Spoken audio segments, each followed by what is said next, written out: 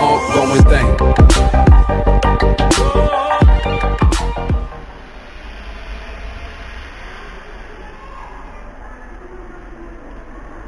Assalamualaikum warahmatullahi wabarakatuh. Perkenalkan, nama saya Laila Sujana. Saya dari kelas 1 SMA Terpadu Nusa Tulang. Di sini saya ingin mengajarkan soal SBMPTN ekonomi sebagai berikut.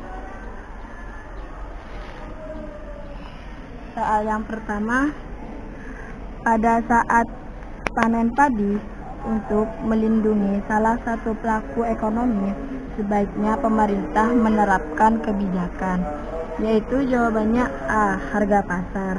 Karena apa? Kebijakan menstabil harga beli dari petani dan menstabilkan harga pasar. Soal yang nomor 2,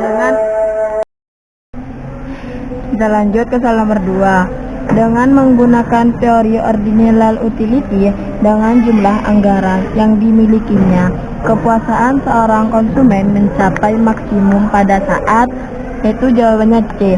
Marginal utility maksimum. Karena apa? Semakin banyak barang yang dikonsumsi menunjukkan semakin tingginya tingkat kepuasan yang dimilikinya.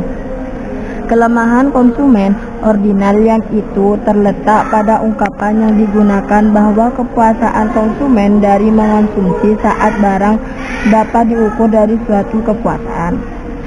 Yaitu kita lanjut soal nomor 3. Bila rupiah mengalami apresiasi segaris paribus, dampaknya adalah, yaitu jawabannya C.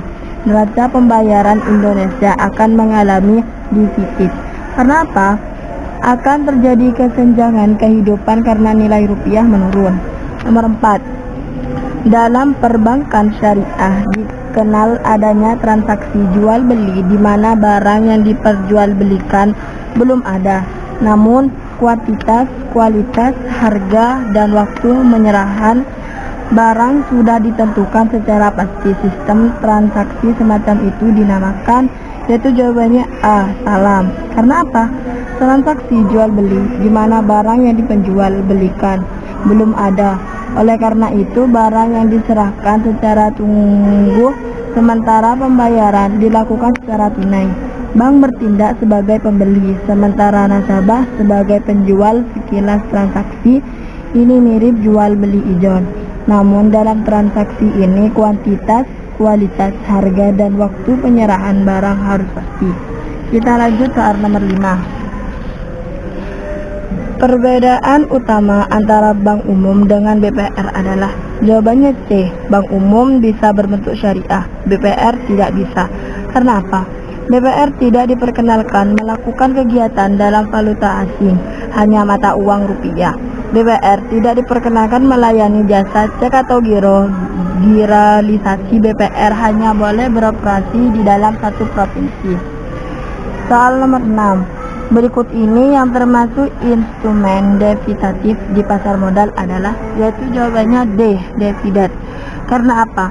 Perjanjian di antara dua pihak untuk menyerah untuk membeli aset maupun komoditas, dan harga, jumlah, dan tanggal penyerahan yang sudah disetujui.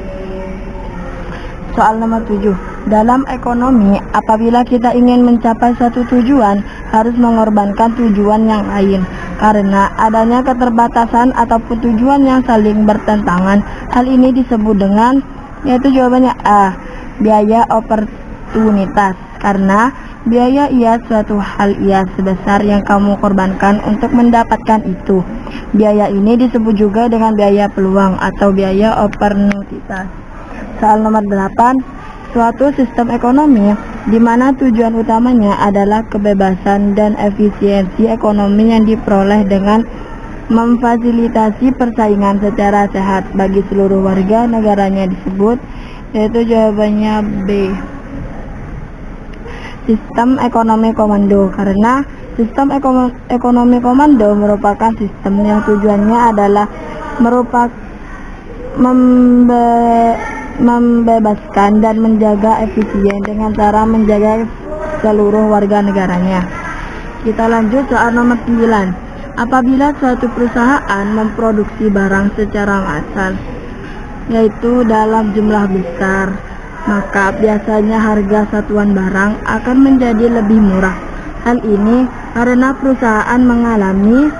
Jawabannya B, skala ekonomis. Kita lanjut nomor 10. Manakah di antara pilihan berikut ini yang tidak menggeser kurva permintaan ke kanan? Yaitu jawabannya C, peningkatan harga barang substitusi. Karena apa?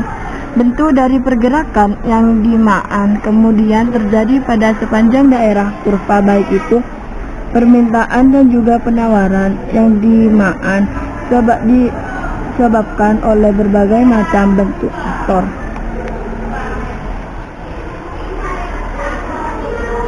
Baik, cukup sekian presentasi dari saya. Terima kasih karena saya sudah menyampaikan soal PTN.